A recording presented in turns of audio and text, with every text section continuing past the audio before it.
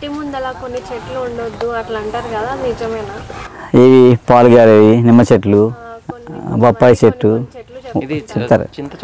చింత చెట్టు వద్దు. చింత చెట్టు ఎందుకు వద్దంటే చింత చెట్టు మీకు 24 hours కార్బన్ డైఆక్సైడ్ రిలీజ్ చేస్తుంది. అదేందా కొన్ని చెట్లు ఏం చేస్తాయి, ఇవి పగలు అంతా తీసుకుని నైట్ మళ్ళీ కార్బన్ డైఆక్సైడ్ రిలీజ్ చేస్తాయి. కానీ చింత చెట్టు అలా కాదు, 24 hours కార్బన్ డైఆక్సైడ్, దాని నుంచి చిక్కిపోతాం అన్నమాట. మునగ చెట్టు ఎందుకు వద్దంటారంటే ఈ గొంగళ పురుగులు వచ్చేస్తాయి వర్షాకాలంలో, అందుకు వద్దంటారు. 2 చెట్టు ఎక్కితే తిరిగి పడిపోతాం, అందుకు వద్దంటారు. ఏమైనా పెట్టుకోవచ్చు. బొప్పాయి పాలుగార చెట్లు ఎందుకు వద్దంటే పాలుకాయ ఎప్పుడు కూడా పొక్కుతాయి, సినిమాని కంట్లో పడినా ఇబ్బంది అనమాట, అందుకని వద్దంటారు. ముళ్ళ చెట్లు కూడా ఎందుకు వద్దంటారంటే ముళ్ళ చెట్లు కూడా ఇంట్లో వేయద్దంటారు, గుచ్చుకుంటాయని. అది ఏ చెట్లు ఏమో శత్రువులు కాదు, చెట్లని మన మిత్రులే. అందుకని చెప్పారు తప్ప ఏమీ వాస్తులు అలాంటిది ఏమి ఉండదు. చెట్లు హీల్ చేస్తాయి, జబ్బు చేస్తాయి, తేడా వస్తే తాడా తీస్తాయి. అలాగా మనం తాగే నీళ్ళు భూమి నుంచి 25 అడుగులు లేదా 30 అడుగుల లోతు వరకు ఉండాలి. భూమి నుంచి ఉపరితలం నుంచి లోపలికి 25-30 feet వరకు ఉన్న వాటర్ మాత్రమే మనం తాగడానికి పనికొచ్చే వాటర్. అందులో మనకు కావాల్సిన అన్నీ ఉంటాయి. అంత దాటిన వాటర్ మనం పనిచేయదు. అలాంటి వాటర్ని క్రియేట్ చేసుకోవాలి మనం. 25 నుంచి 30 అడుగులు అంతే, అంత మించి ఉంటే ఇంక పనిచేయదు అది. అందులో ఎక్కడైనా మీకు 5 అడుగులు వాటర్ వచ్చినా పర్లేదు, 10 అడుగులు వచ్చినా పర్లేదు, 15 వచ్చినా పర్లేదు, 20 వచ్చినా పర్లేదు, ఏదైనా పర్లేదు అండి. హైదరాబాద్లో ఎన్ని వేలు వేస్తారండి? 10,000 బోరు 1500, 2000 దాటే యావరేజ్. 1000 అడుగులు అంటే నార్మల్, మినిమం 1000 అడుగులా. మీకు మంచినీళ్ళు కావాలనుకోండి, అంటే పూర్వం బావులు తీయాలనుకోండి, నీళ్ళు తీయాలనుకోండి, ఇప్పుడంటే ఏవో ఉన్నారు జియాలజిస్టులు అవి చెప్తారు, వాటర్ ఎక్కడ ఉంది, ఎంత ఉంది, ఎంత లోతులో ఉంది చెప్పగలుగుతారు మన మోడర్న్ సైన్స్లో. కానీ అప్పుడు ఏ సైన్స్ లేని కాలంలో ఏది ఫెయిల్ అవ్వకుండా, ఒక్కటి కూడా ఫెయిల్ అవ్వకుండా చెరువు కానీ నుయ్యి కానీ ఫెయిల్ అవ్వకుండా తీసేవారు. ఎలా తీసేవారు తెలుసా మీకు? నేరేడు చెట్టు ఎక్కడ ఉంటే అక్కడ నీళ్ళు ఉంటాయి అన్నమాట. నేరేడు చెట్టు ఎక్కడ ఉంటే అక్కడ నీళ్ళు ఉంటాయి. ఒక నేరేడు చెట్టు మీరు ఒక 5 ఏళ్ళు పెంచారనుకోండి, 5 ఏళ్ళ తర్వాత నీళ్ళు తీస్తే నీళ్ళు వస్తాయి అక్కడికి.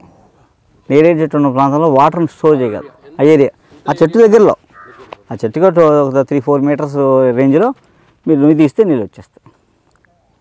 అది లాజిక్ అనమాట. నేరేడు చెట్టు ఉందా, అలాగే పొట్ట ఉందనుకోండి, పొట్ట దగ్గర తీస్తే నీళ్ళు వస్తాయి, పొట్ట ఉన్న చోట్ల కూడా నీళ్ళు తీస్తే నీళ్ళు వస్తాయి. నేను వాడికి తెలుసు మరి కట్టుకొని నీళ్ళు కావాలి వాటికి. లోపల నుంచి మట్టి తవ్వి పైకి తెచ్చి కట్టుకోవాలంటే కొంచెం వెట్ కావాలి కదా, కింద ఎక్కడ ఉందో వాటర్ అది తెలుసు అది చెదకి. ఇప్పుడు ఎవరు గొప్ప, సైంటిస్ట్ గొప్ప, చదవూరు గొప్పదా? గృహస్థుల్లో ఫ్రిడ్జ్ని ఆర్ఓని బయటికి పంపించడానికి ఏం చెప్తే కన్విన్స్ చేయాలి, ఏం చెప్పి కన్విన్స్ చేయాలి యాక్చువల్గా తెలిసినా కూడా? ఇప్పుడు మిమ్మల్ని నన్ను తగిలేస్తారు, ఈ పొరపాటున ఈ టాపిక్ ఎత్తుకున్నామంటే. ఇంతకుముందు ఫ్రిడ్జ్ ఎంత ఉండదండి. మా ఊరు ట్రైబ్స్ సర్ది పెట్టనేవారు అండి, ఇంత ఫ్రిడ్జ్ ఉండేది, ఇప్పుడు ఇంత అయింది. ఇప్పుడు గదే అయిపోయింది. పసుపులు, ఉప్పులు, కారాలు ఫ్రిడ్జ్లో పెట్టమని చెప్పాడు బాబు. మళ్ళీ ఫ్రిడ్జ్ టూర్ అంట, ఏదో హోమ్ టూర్, ఫ్రిడ్జ్ టూర్ అంట. దరిద్రం కాకపోతే ఎక్కడికి పోతున్నాం మనం సంక్రాంతికి పోవడానికి? పురుగులు వస్తున్నాయా? పైత్యం పరాకాష్ఠకి వెళ్ళిపోతే ఎలాగా ఉంటుంది. మరి అలా కదా చెప్పేదేనండి. మన పూర్వం వాళ్ళు ఏ ఫ్రిడ్జ్ లేకుండా ఎలా స్టోర్ చేసుకున్నారు అలా కదా. ఎలా స్టోర్, అలా కెమికల్ కలిపారా? ఏం కలపలేదు కదా, ఫ్రిడ్జ్లు లేవు కదా. అలా కాదు.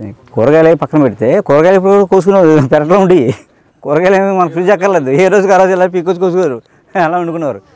ఆ పప్పులు ఉప్పులన్నీ కూడా వచ్చిన కాలంలో శుభ్రంగా శుద్ధి చేసి చక్కగా నెయ్యి కానీ పసుపు ఇలాంటి మిరియం పొడి రాసి దాచుకునేవారు. పురుగు పట్టిది కాదు అసలు. ఆ పసుపే యాంటీబయాటిక్. పసుపు పురుగు పట్టడం ఏంటి అంటే అర్థం ఏంటి? మీ పసుపు మంచిది కాదని ముందు పసుపు మార్చాలి. ఫ్రిడ్జ్ పసుపుని ప్లేస్ మార్చకూడదు, పసుపు మార్చుకోవాలి మీరు. పసుపు కెమికల్, కారం కెమికల్. కారానికి పురుగు పడుతున్నాను బాబు ఇప్పుడు.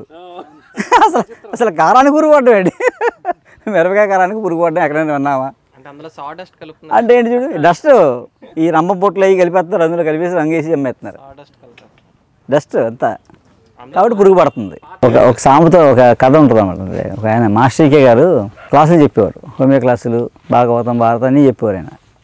ఆ క్లాసులు చెప్తుంటే అందులో ఒకళ్ళు లేచి అడిగారంట, సార్ మీరు ఇంత కష్టపడి చెప్తున్నారు, బాగా చెప్తున్నారు, అందరూ తిరుగుతున్నారు, ఎవరు రావట్లేదు ఇక్కడికి, మనమే ఉన్నాము అంటే ఆయన అన్నాడంట, వర్షం పడితే దున్నుకున్నోడు పండుద్ది, దున్నోడితో పోద్ది. అందుకని నేను వర్షం నేను చెప్తూ ఉంటాను, ఎన్నోడు బాగుపడతాడు, ఎన్నోడు పోతాడు.